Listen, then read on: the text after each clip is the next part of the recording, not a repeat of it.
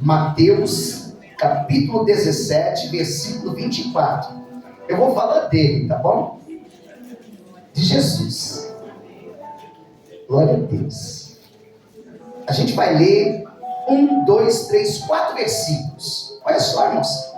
Essa é uma mensagem rápida, 4 versículos. Mateus 17, 24. Não vou falar de oferta, tá bom? Porque o título está aí, Jesus paga o... Mas vamos ler, versículo 24. E, chegando eles aproximaram-se de Pedro, os que cobravam as didracmas, e disseram: o vosso mestre não paga as didracmas. Disse ele, Pedro: sim. E entrando em casa, Jesus lhe antecipou, dizendo: que te parece, Pedro, ou em algumas Bíblias, Simão, de quem cobram os reis da terra os tributos ou os impostos? Dos seus filhos ou dos alheios? Disse-lhe Pedro: dos alheios. Disse-lhe Jesus logo: estão livres os filhos. Mas para que os não escandalizemos, vai ao mar, lança o anzol, tira o primeiro peixe que subir, e abrindo-lhe a boca, encontrará um estáter. Toma-o. Em algumas Bíblias vai estar moeda de prata, tá bom? Toma-o e dá por mim e por ti. Tá bom? Aleluia. Você não fecha só a Bíblia, tá bom? A gente vai estudar esses 4 versículos. Eu tenho certeza que tem lições para nós aqui, tá bom? Há 2 temas centrais aqui. Primeiro é Jesus pagando o tributo, amém? Amém. Segundo, Jesus, para nós aqui, dá uma olhadinha para mim aqui. Jesus cumpriu seus deveres de cidadão, amém? Então, o dever de cidadão, todos nós devemos cumprir, e nós não temos o que dizer quando dizemos assim: eu não vou cumprir porque agora eu sou crente, sou cristão, não pago isso, não vou fazer mais isso, não preciso fazer mais isso. Se há no nosso estatuto terra alguma coisa, você vai precisar cumprir. As leis, a constituinte, tudo é para o cidadão cumprir, porque o seu mestre cumpriu, amém? Amém. Também não estou falando de política, mas há um dever em cada um de nós, amém? Pois bem, o texto é de perguntas e respostas para a vida de Pedro. O texto também nos mostra que Jesus cumpria suas obrigações de cidadão. Agora, quais são as aplicações de cada versículo? E eu quero que você abra teu coração para entender e aprender sobre a palavra de Deus. Versículo 24, dá uma olhada aí. Olha que interessante. A Bíblia vai dizer que eles estavam chegando em Cafarnaum. Antes de continuar, eu vou dar uma paradinha em Cafarnaum aqui. Irmãos, Jesus nasceu aonde? Quem é que lembra? Em Belém. Amém? Ele nasceu em Belém. Mas a Bíblia vai dizer que ele viveu aonde? Em Nazaré, irmãos. Vocês esqueceram o que está escrito na Bíblia? Aonde ele viveu a sua vida inteira? Em Nazaré. Porque ele foi chamado de quê? Jesus Nazareno. Nazaré. Amém? Quando ele foi batizado, logo após o seu batismo, a Bíblia diz em Mateus capítulo 4, a partir do versículo 13, que Jesus se muda para Cafarnaum, para cumprir uma profecia. Se você abrir e for ler depois Mateus capítulo 4, a partir do versículo 13, você vai ver que é uma profecia que Isaías dá acerca da pessoa de Jesus, que ele mudaria para uma região de Zebulon e Neftali, aonde essa região vivia em trevas, para que a luz brilhasse naquela região. Então Jesus, ele se muda de Nazaré e ele vai para Cafarnaum para cumprir uma profecia. A luz está chegando naquela região para os que andam na sombra da escuridão, e eles viram a luz raiar na pessoa de Jesus. Era uma profecia se cumprindo. Jesus morando em Cafarnaum. A Bíblia também nos dá a entender que quando Jesus vai para Cafarnaum, irmãos, Lucas ele deixa descrito que ele vai morar na casa de Simão Pedro. A Bíblia diz que ele cura a sogra de Pedro de febre.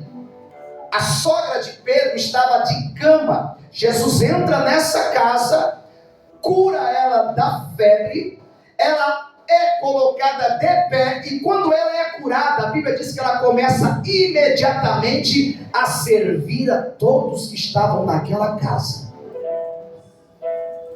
Aqui é um ensinamento. Jesus tem colocado alguns de pé. Alguns estão saudáveis. Alguns já foram curados. Alguns já foram libertos. A Bíblia diz que quando ele entra na casa, a mulher estava na cama. Quando ela é curada, ela se coloca de pé. Imediatamente ela começa a servir Jesus. Deixa eu te dar uma palavra aqui. O que é que está impedindo você de servir a Cristo?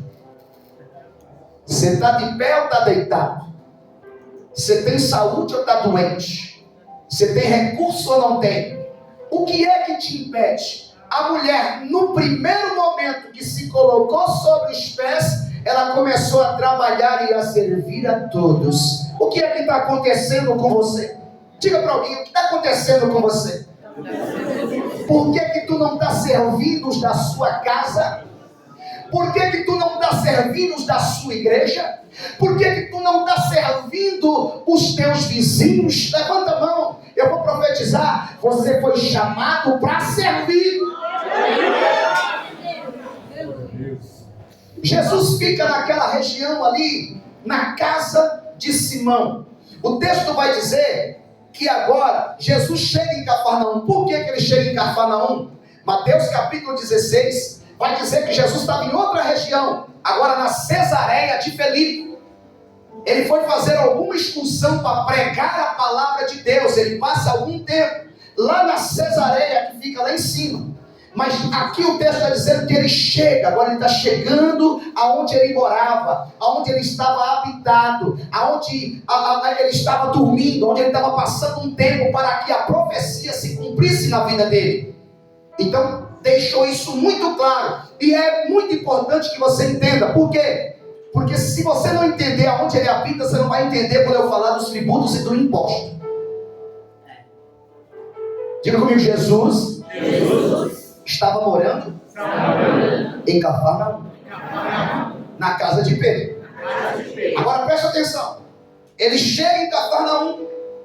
Aí vem os cobradores de impostos do templo, ok? Não confunda com os de Roma.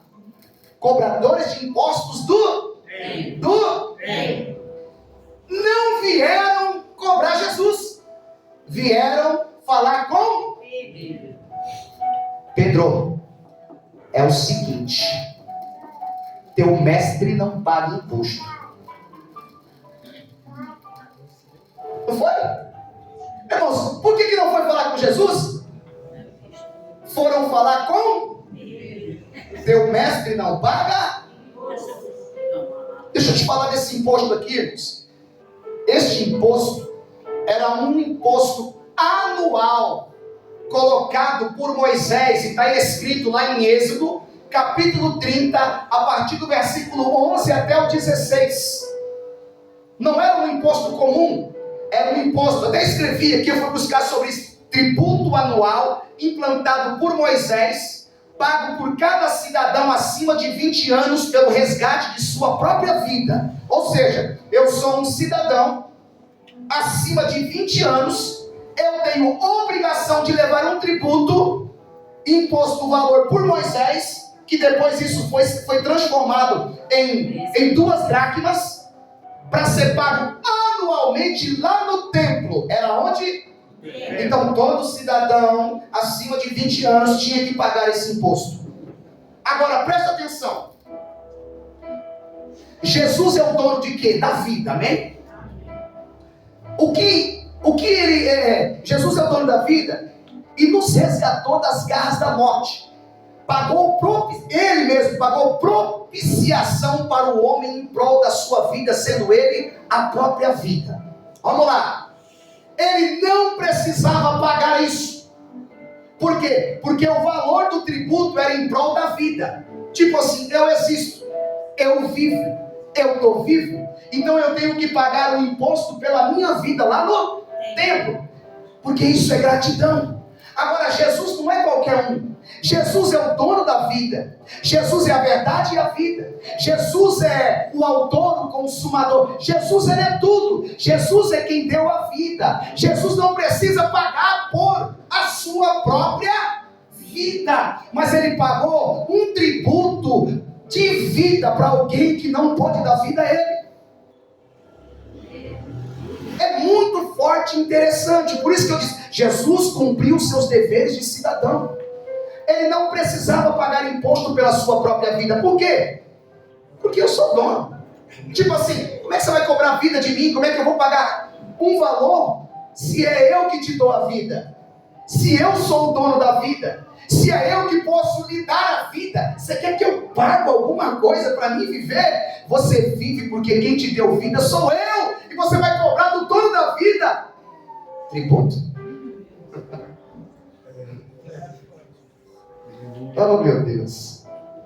Mas algo interessante ainda nesse versículo, o que eu aprendo aqui, o que é interessante, que eles não chegaram em Jesus para cobrar, eles chegaram em Pedro. Aprenda isso aqui, ó. Aprenda isso aqui, por favor. As pessoas, para nos provocar, eles falam da igreja, dos pastores, é para nos provocar. Não chegaram em Cristo, chegaram em... As pessoas, para nos provocar, queridos, eles falam da nossa fé. Eu estava numa fila essa semana. As pessoas viram que eu estava com a camisa da igreja. Sabe aquela camiseta da igreja? Eu estava na fila do banco. Quando a pessoa percebeu que na frente dele havia um crente com a camisa da igreja, e obviamente que serve a Deus, irmãos, eu ouvi tanta coisa, eu ouvi tanta ofensa. É claro que eu não entrei em debate, mas a pessoa percebeu que havia um crente, alguém que servia a Deus. Ele começou a falar mal da igreja, ele começou a falar mal de crente, ele começou a falar mal de pastores. Ele não me conhece, ele só viu a figura de um crente. É assim que fizeram com Pedro, para provocar a gente. É dessa maneira. Para provocar a gente, irmãos. As pessoas tocam naquilo que a gente ama, toca na nossa fé. Ah, tu vai para a igreja, né? Já vai dar o dízimo naquela igreja, né? Tu vai para a igreja, né? Você já viu a vida dos pastores como são? Você vai para a igreja, né? Ali só tem gente que tem mente lavada. O que você vai fazer lá? E a pessoa começou a escrachar, falar tanta coisa. Mas naquela manhã, queridos, eu tinha orado. Naquela manhã eu estava em paz com Deus. Naquela manhã eu estava tão tranquilo. Eu não abri a minha boca para debater. Eu não abri a minha boca para entrar em contenda. Porque o que estava em mim estava me trazendo paz. Dessa maneira, Jesus. Escuta isso. Quando o diabo não te afeta diretamente, ele tenta afetar o que você defende como base de fé para tirar a tua paz. Quem está entendendo o que eu estou dizendo aqui? Essa condição de Pedro. Quando o diabo não afeta você diretamente, quando ele não vem, quando ele não consegue te tocar, ele vai tocar aquilo que você defende com fé e manda ainda você explicar muitas vezes. Você consegue explicar? Você não consegue explicar. É assim que o diabo faz. Quando ele não nos toca diretamente, ele toca naquilo que é base de fé para a nossa vida, para colocar em dúvida o que pensamos, o que cremos e o que somos. Levanta a mão aí. Não deixa ninguém tirar o Cristo que há dentro de você e a convicção que você é um servo, que ele vive e reina na tua vida. Amém. O versículo 25, irmãos, olha aí. Olha o que acontece no versículo 25 de Mateus 17. Pedro quis defender Jesus. responde? Sim, ele paga. Olha o que eu aprendo. Não adianta bater boca, viu? Não adianta ficar entrando em discussões bíblicas, tentando explicar a sua fé em Cristo. Não tem como explicar o que você sente. É verdade. Ele disse sim, ele paga. Irmãos, não entre em contenda. É verdade.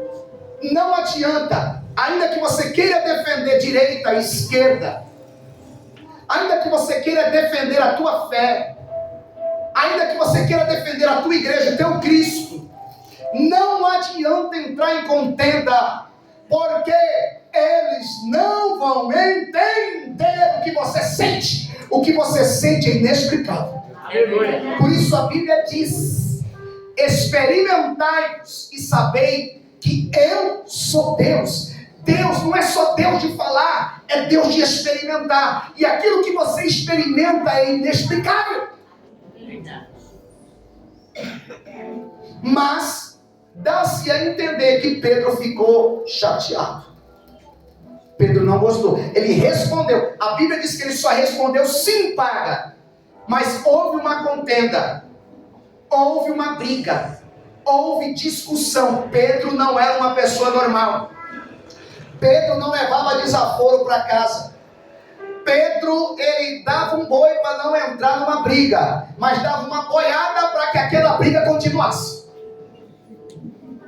Pedro era fleumático, Pedro não aguentava, Pedro era irritado. Então ele disse, sim, paga. Mas isso é o que ficou registrado por Mateus. Mas o decorrer do texto, para você ter uma ideia, quando aparece aqui em Mateus 18, 21, Jesus vai falar de perdão.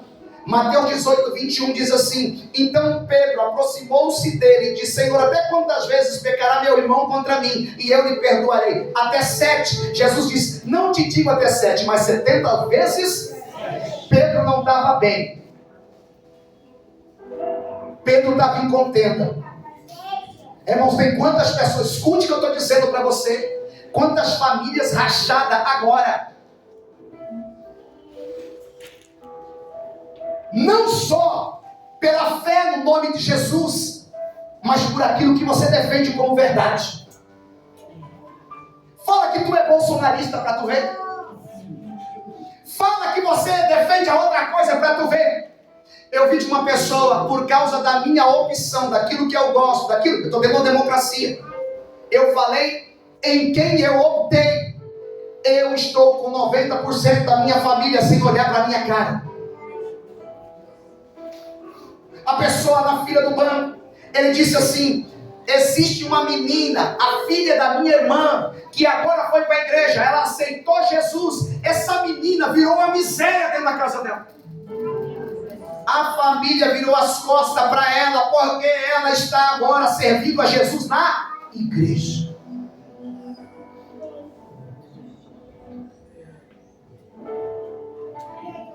Cuidado, Pedro. Não entra em discussão. Não entra não. Porque se o vermelho ganhar, teu irmão continua sendo irmão. Se o verde e amarelo ganhar, seu irmão vai de sangue, vai continuar sendo. Você vai continuar orando por quem entrar, independente de quem. Só não entra em discussão. É verdade. Mais uma coisa interessante no versículo 25. Quando Pedro entra em casa, vê bem, ó, Pedro diz assim, sim, ele paga. Não perguntou nada para Jesus, amém? Agora Pedro está entrando dentro de casa, bicudo, chateado, irritado, nervoso, depois de uma briga, porque defendeu Jesus. A Bíblia vai dizer que Jesus lhe antecipa. Jesus sabia o que Pedro estava pensando. Jesus sabia a contenda e a confusão que Pedro arrumou. Jesus conhece o que você pensa, Ele sabe o que você fala, Ele conhece o teu coração, ou seja, não tem como esconder nada de Jesus. É, meu rei. Podemos esconder do homem, mas de Jesus não tem como esconder. Terceira coisa que eu aprendo aqui. Jesus agora pergunta para Pedro. Olha qual foi a pergunta de Jesus para Pedro. O que você acha, Pedro ou Simão? De quem cobram os reis da terra os tributos ou o censo? Dos seus filhos ou dos alheios? A resposta está no versículo 26. Pedro responde: cobram dos povos conquistados. Respondeu Pedro: pois bem, disse-lhe Jesus, os cidadãos e os filhos estão isentos. Vamos entender aqui alguma coisa aqui nessa resposta? O que ele diz? Filhos e povos do rei. Na explicação de Jesus está aí isento. O que me intriga? Por que Jesus, sendo filho, sendo cidadão civil daquela pátria, pagou os impostos? Não é intrigante? Porque ele, além de ser filho de Deus, ele fala com Pedro: Pedro, quem é que deve pagar os impostos? Os filhos ou os alheios? O povo da pátria ou o povo conquistado? Os filhos estão isentos, porque quem paga são os de fora. Por que Jesus pagou? Escute isso. Vou dar uma explicação aqui bem rasa. É necessário cumprir nossos deveres de cidadão, mesmo sabendo que a nossa pátria é o céu. simples. Nós temos que exercer os nossos deveres de cidadão, mesmo sabendo, porque isso foi o que Jesus deixou para que nós venhamos entender. Eu sou filho, não sou daqui, mas estou aqui, tenho direito civil, então eu tenho que cumprir. Não deveria, porque sou filho, mas eu vou fazer para cumprir as minhas obrigações de cidadão. A Bíblia diz de Jesus, ou Jesus diz dele mesmo, em João 17,16, assim: Jesus diz assim: assim como eu não sou desse mundo, os meus discípulos também não são. 1 Pedro capítulo 2, versículo 11 diz assim: queridos amigos, lembrem que vocês são estrangeiros de passagem por este mundo. Peço, portanto, que evite as paixões carnais que estão sempre em guerra contra a alma. Ou seja, deixou claro biblicamente, nós não somos daqui. Jesus diz: eu não sou daqui, nem meus discípulos são daqui. Pedro diz: nós somos peregrinos em terra estranha. Mas se eu estou aqui, eu tenho que obedecer a constituinte desse país. O versículo 27, vê bem aí comigo. Por que ele pagou? Mas, como não queremos que se ofendam, desça até o mar, jogue o anzol, abra a boca do primeiro peixe que pegar, e ali encontrará uma moeda de prata. Pegue-a, use para pagar o seu e o meu imposto. Vamos aprender algumas coisas aqui também. O que Jesus quis dizer? Quando nós estamos isentos, mas preciso pagar para que eles não se ofendam. Quem está entendendo? É o que está escrito. Jesus quis dizer: nós estamos isentos, mas como não queremos que se ofenda, o que é isso? Eu não quero problema com o meu nome. Ai, meu Deus do céu. Eu não quero problema com o meu nome. É o que Jesus está dizendo. Eu quero passar os meus 33 anos aqui nessa terra. Porque ele passou, ele tinha um tempo, sem sujar o meu, com você e com quem seja. Meu nome tem que estar limpo. Pegue, pague, para que eles não se ofendam ou não se escandalizem. Segundo, disse a Pedro: vai pescar, tire o peixe que subir, abre-lhe a boca e ali encontrará uma moeda de prata. Vai lá e pague o seu e o meu imposto. Escute isso: os tributos da terra se paga com moeda da... A Bíblia diz: dai a César o que é? De César. Irmãos, Você não paga tributo com oração. O imposto é pago com dinheiro. A moeda da terra. Jesus, ele diz, dai a César o que é de César e a Deus o que é de Deus. Não deva para ninguém, queridos. Tem coisas que pertencem ao homem. Ele diz, dai o que é de César. Imposto de renda, tributos, ICMS, ICS, IPI e qualquer tipo de imposto que está dentro daquilo que você precisa pagar. Você precisa pagar IPTU, você precisa pagar IPVA, você precisa pagar taxas, você precisa pagar, porque isso é de César. O que é de Deus você também precisa pagar. É verdade. Cidadão tem que andar, mas eu não sou daqui, eu sou do por isso mesmo. Cidadão do céu não tem pendência com ninguém. Cidadão do céu anda bem com os irmãos e com o governo, com o estado e com o município e com uma vendinha e com o irmão do lado e com a irmãzinha do lado. Eu não posso ter pendência com ninguém. Amém, Jesus. Todo tipo de pendência, irmãos. Você acha que a gente vai para o céu devendo perdão? Você acha que a gente vai para o céu não liberando? Não, a pessoa vai, eu tenho que pagar, eu preciso liberar perdão. Vai para o céu? Se você não se arrumar dentro da sua situação, não tem céu para você. Você não é daqui. E por isso você não pode dever nada para ninguém. Ou está devendo amor? Está devendo desculpa? Está devendo reverência? Está devendo alguma coisa e está achando que tem céu? Não tem. Irmãos, é muito simples, muito sério, muito reto e muito verdadeiro.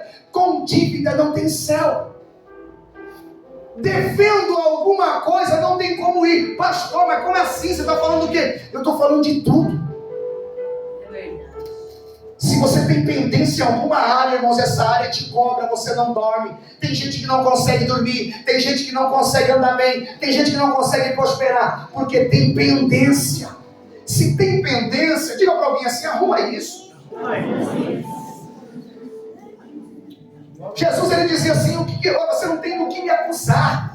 Ninguém tem do que me acusar, porque eu estou livre com você, eu estou livre com você, eu estou livre com você, eu estou livre com você e eu estou livre com o governo. Aleluia. Sem perdão não tem céu. Diga para alguém, sem perdão não tem céu. Sem perdão não tem céu. É verdade, meu Deus. Mais uma coisa que eu aprendo, a gente já vai encerrar. Jesus é do céu, mas também domina os recursos da terra. Sim ou não? Sim. Porque ele mandou Pedro ir pescar.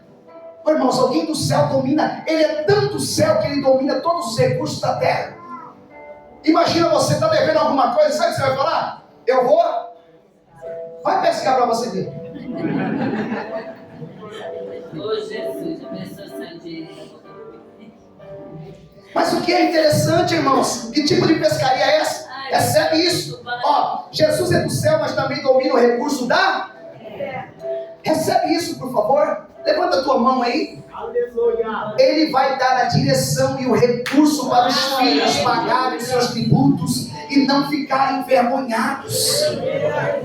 Irmãos, é isso. É mais ou menos, Pedro, você está apavorado. Pedro, você está nervoso. Pedro, você está irritado. Sabe aquele dito, vai? É disso, irmãos. É tirado desse texto. Você está nervoso, está irritado, vai? Vai.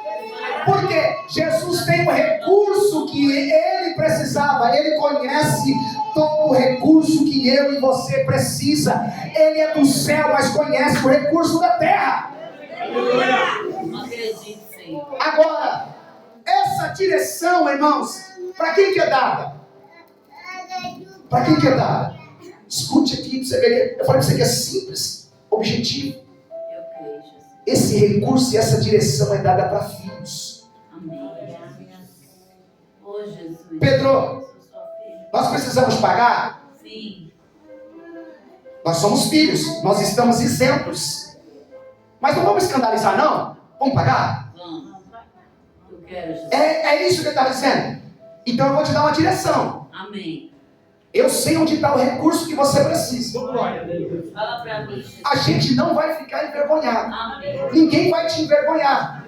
Por quê? Ainda que somos filhos, não precisávamos pagar. Mas tem alguém de biquinho. Tem alguém nervosinho. Tem alguém me cobrando. Tem alguém te cobrando. Sim ou não, Pedro? Tem. Então eu conheço todo o recurso. Vai lá, jogue teu anzol. O primeiro peixe que tu pegar, tem ali um estáter, uma moeda de prata. Pegue aquele valor, pague por ti e por mim. E pronto, acabou. Aleluia. O que nós aprendemos aqui? Mesmo sendo filhos, mesmo Jesus nos conhecendo, nós vamos ter que fazer alguma coisa para que o recurso venha para a nossa mão.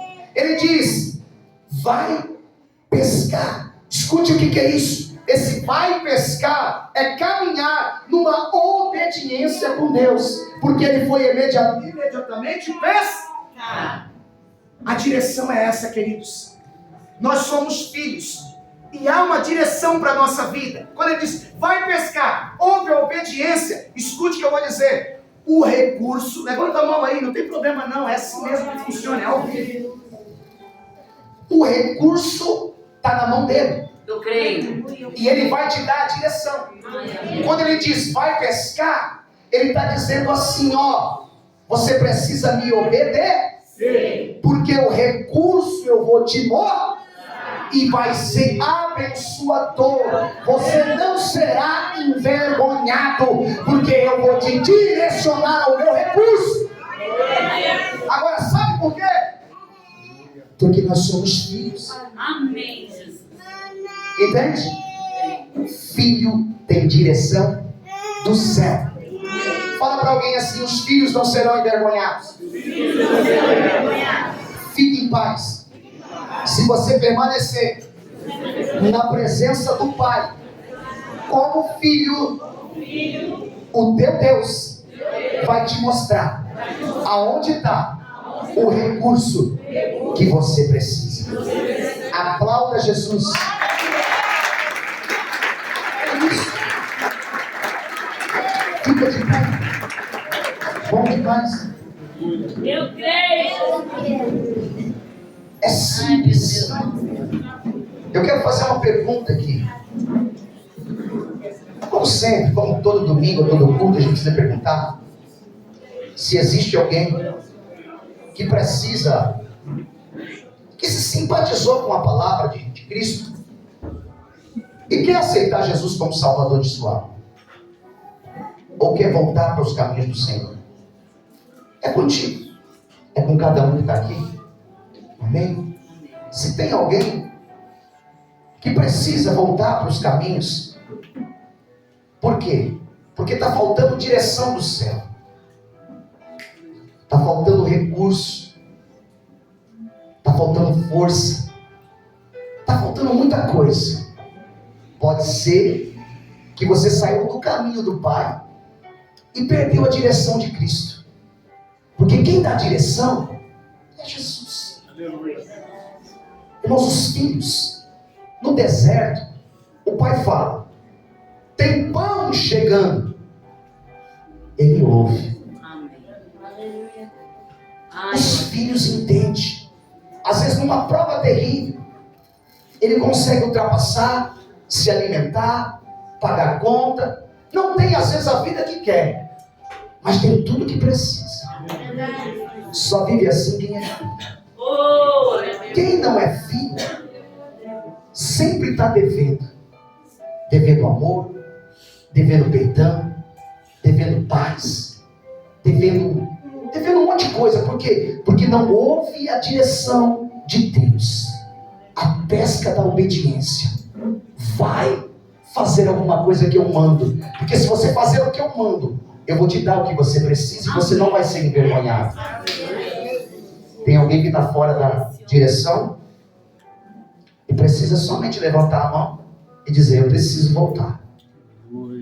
Eu preciso de novo experimentar o recurso de Deus. Eu preciso de novo receber a direção do céu, porque a minha cabeça está confusa, a minha mente está perturbada. O meu chão saiu de mim. Eu não sei o que fazer. Eu estou somente no meio da movimentação, mas não sei para onde eu estou indo. Tem alguém assim aqui? Eu quero orar por você. Você está aqui? Só levanta a mão, eu oro por você. Fique em paz. Pastor, mas eu já estou tanto tempo, eu já conheço, sou conhecedor. Olha o que está acontecendo com a tua vida. Olha aí. A bagunça que virou de ponta cabeça. Você saiu da condição de filho quando você ultrapassa a porteira da obediência. Vem. Quer vir? É só vir. Esse Pai é tão bom que Ele nos aceita em todo o tempo. Ele não fecha a porteira continua aberta.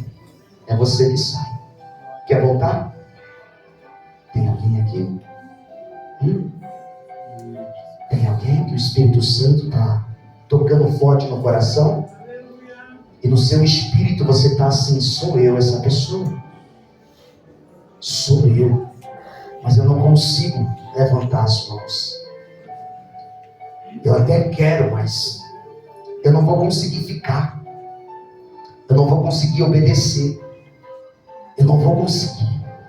Deus está falando com você? Levanta a mão. Tem alguém? É você? Você está bem? Então vem aqui, a gente ora para você. Você tem um, não tem dois. Fique em paz aí. Cadê a segunda pessoa? Irmão, isso é tão simples. A gente precisa andar nessa direção. A gente precisa ouvir, entender, tomar posse da palavra quando sai do altar. Não adianta chegar em casa e dizer: essa pessoa era eu. Eu já ouvi isso, pessoas dizer, quando chega em casa, mandar mensagem: sabe, pastor, quando o senhor fez um apelo, sabe quem era aquela pessoa? Eu. Irmãos, eu fico tão triste, porque assim, não tem como você reconciliar com Jesus em casa. Escute isso. A Bíblia diz que a gente tem que confessar Ele perante os homens. É um ato de humilhação, aonde vem a exaltação.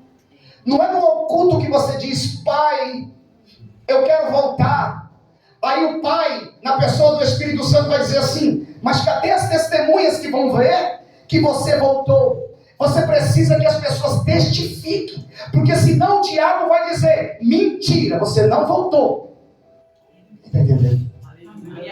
Quando alguém diz: eu aceito Jesus todo dia na minha casa, quando eu estou sozinho, irmãos, o Espírito Santo vai dizer: você precisa que tenha testemunhas. Quando você vai casar, para que precisa de 2 testemunhas? Para quê? Quando você vai comprar um terreno, para que precisa de testemunhas? Assinando em cartório, para quê? Quando você disser eu comprei, a pessoa vai dizer: cadê a testemunha? Olha como tem testemunhas aqui. Glória a Deus. Então quando o diabo diz assim: você não é de Jesus, você vai dizer para o diabo: tem testemunhas. Foi perante os homens. Aí Jesus diz: aí eu e o Pai viremos para Ele e faremos nele morada. Glória a Deus. Tem mais alguém? A gente quer fazer uma oração por atacado. Vem, queridos. Vem para cá. Você que está longe, vem. Pastor, mas por que você está demorando? Irmãos, por que a gente demora num negócio desse tão simples? Será, hein? Você já viu como é que Deus opera, irmãos? Às vezes a pessoa soa, às vezes a pessoa está aqui e está... Ninguém aceita. Sem gritar? Tá aí. Tem mais alguém? Alguém mais? Mais alguém? Dá-lhe uma. Dá-lhe 2. Tem mais alguém aí que você quer fazer o papel de missionário aí para dizer: olha, essa pessoa precisa vir? Sim ou não? Amém? Glória a Deus. Deus te abençoe. Você que vai aceitar Jesus em casa, Jesus te ama. Não tem outro caminho para a tua vida. Ele é o caminho, a verdade e a vida. Aleluia. Glória a Glória a Deus.